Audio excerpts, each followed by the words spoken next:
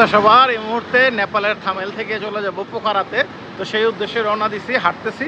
যাব হচ্ছে প্রথমে বাস স্ট্যান্ডে। পোখারা যাওয়ার জন্য থামেলের কাছাকাছি একটা বাস স্ট্যান্ড আছে, ওই বাস স্ট্যান্ডে যেতে হবে। টার্মিনাল থেকে টিকিট নিয়ে চলে যাব পোখারাতে। 7টা একটা বাস আছে, তো নাইট বাস, সারা রাত লাগে পোখারা যেতে। চলেন যাই। এই মুহূর্তে আছি থামেলে একটা রেস্টুরেন্টে। আমি হোটেল থেকে চেক আউট করে বেরিয়ে গেছি। এখন একটা রেস্টুরেন্টে দুপুরের খাবার খেয়ে, তারপরে দুপুর বলতে গেলে এখন অলরেডি 5টা বেজে গেছে। চেক আউট করার কারণে দেরি হয়ে গেছে। তো চেক আউট 12টায় হয়, কিন্তু আমি লেট চেক আউট করছি, কারণ হচ্ছে আমার বাস হচ্ছে রাতের বাস। তো রাতের বাস থাকার কারণে আমি টাকা বাঁচানোর জন্য দেখা গেছে বাসের টিকিট হচ্ছে এখান থেকে 1600 নেপালি রুপি। তো এখান থেকে হোটেলে, যেহেতু হোস্টেলে ছিলাম, হোস্টেলে বলছি যে আমি একটু লেট চেক আউট করবো। তো হোস্টেলে এটা অনেক সময় কনসিডার করে, তো ওকে রাত্রে বলছি, ও কনসিডার করছে, বলছে টাকা পয়সা লাগবে না।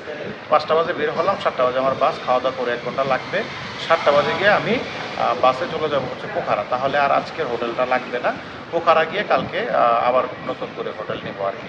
পোখারা খুবই সুন্দর নেপালের একটি জায়গা। তো এখানে রেস্টুরেন্টের প্রাইজিংটা দেখাবো, তাহলে আপনারা কম্পেয়ার করে নিতে পারবেন কেমন, আর আমি কী কী অর্ডার দিচ্ছি এখন সেটাও বুঝতে পারবেন। আমি অর্ডার দিচ্ছি হচ্ছে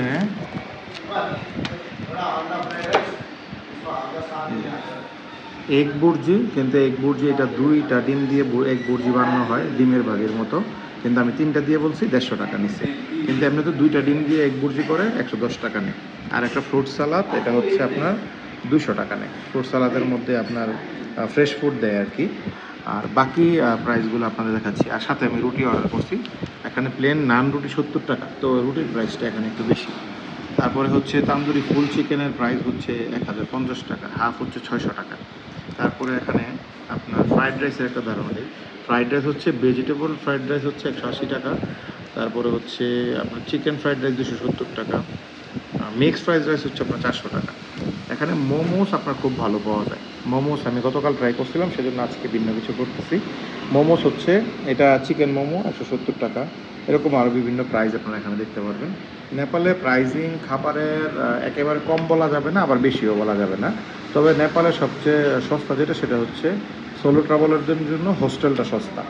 আর গাড়ি ভাড়া বাকি সব কিছু মোটামুটি অনেক এক্সপেন্সিভ। খাবার চলে আসছে।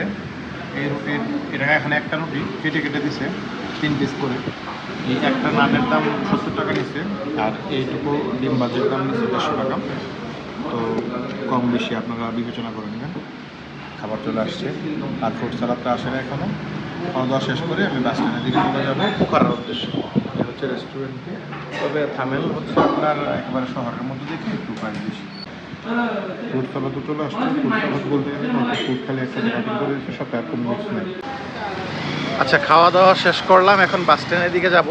বাস স্ট্যান্ডের দিকে এখানে রেস্টুরেন্ট থেকে আমার বাস স্টেশনে আপনার 1.6 কিলোমিটার, 1.5 কিলোমিটারের উপরে। তো 1.5 কিলোমিটার রাস্তা হেঁটে হেঁটে যাব, কারণ হচ্ছে আমার বাস হচ্ছে 7টায়, এখন বাজে 5:45। তো তাড়াহুড়া নাই, 1 ঘন্টা 15 মিনিট আর আছে। যাইতে 20-25 মিনিট লাগবে, তাই হেঁটে হেঁটে যাচ্ছি। যেতে যেতে দেখাচ্ছি থামেলের সিটিটা।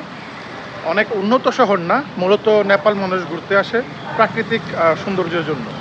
নেচার খুবই সুন্দর এখানে। পৃথিবীর সবচেয়ে বড় মাউন্ট এভারেস্ট নেপালে। তারপরে হচ্ছে পোখারা, নাগরকোট সহ আর অনেক সুন্দর সুন্দর জায়গা আছে ঘুরে দেখার মতো, তাই নেপালে আসে। নর্মালি সিটিতে, কাঠমান্ডুতে তেমন কোনো কিছুই দেখার নাই। একেবারে মানে আমি বলবো তেমন কিছুই না, 2-4টা স্পট আছে, ওটা হচ্ছে মন্দির এরকম কিছু আর কি। ওকে,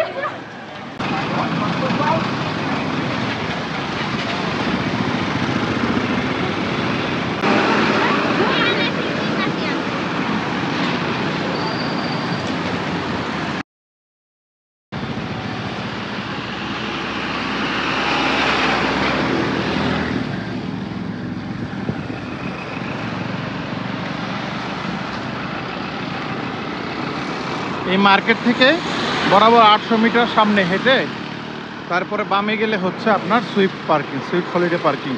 এটা হচ্ছে সুইফট হলিডে বাসের পার্কিং। তো আমরা রাস্তায় দাঁড়াবো। ড্রাইভার বলতে গেলে ওখানে কাউন্টারে কল দিয়েছিলাম, বলছে রাস্তায় দাঁড়ান, ভিতর দিয়ে আসবে, সমস্যা নেই, পার্কিংয়ে আসতে হবে না। মানে ওয়েল মেনটেন না সব কিছু, একটু হ্যাসেল আছে। আপনার ট্যুর প্যাকেজে আসলে বেশি ভালো, গাইড থাকলে।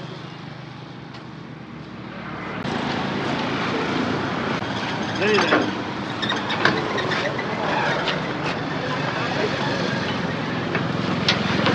साहब लैपटॉप बैग अंदर रखने का कोई जगह नहीं है?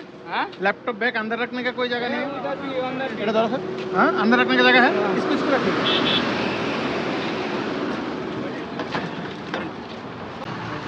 আমাদের সিট নাম্বার হচ্ছে 10, 11, 12। আমরা 3 জন।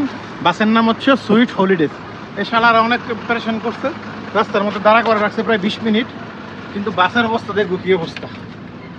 হ্যাঁ বাস ঠিক আছে।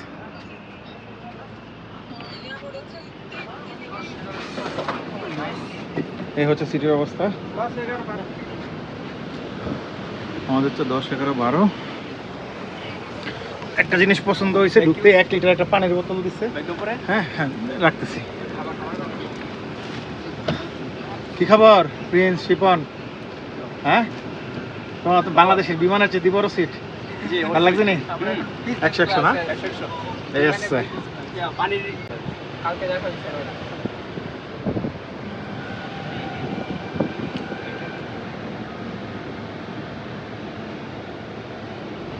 সাতাইশ সিটের গাড়ি এটা। একটা বাসের মধ্যে 27টা সিট থাকে, প্রতি সিটের ভাড়া হচ্ছে রাত্রে গেলে 1600 আর দিনে গেলে হচ্ছে 1400। এই হচ্ছে বিষয়। পোখারার জন্য বাসটি খুবই কমফোর্টেবল, একেবারে একদম বিজনেস ক্লাস, প্রতিটা সিট সুবিশাল। সামনে থেকে হয়তো আরও লুক নেবে, এখন একবারে অনেক সিটি খালি। আচ্ছা এখন বাসে আছি, 7টায় অন টাইমেই বাস ছাড়ছে পোখারার উদ্দেশ্যে কাঠমান্ডু থেকে। তো আমরা একবারে পৌঁছতে ভোরবেলা হয়ে যাবে, মানে সকাল হবে পোখারা যেতে। তো চলেন যাই, আজকের জন্য ভিডিও এখানেই শেষ করছি। আগামী ভিডিওতে দেখা হবে পোখারাতে। পোখারার খুবই সুন্দর প্লেস। আগামী ভিডিও দেখতে আমার চ্যানেলে সাবস্ক্রাইব করে সাথে থাকুন। ধন্যবাদ। Keep travelling, keep safe.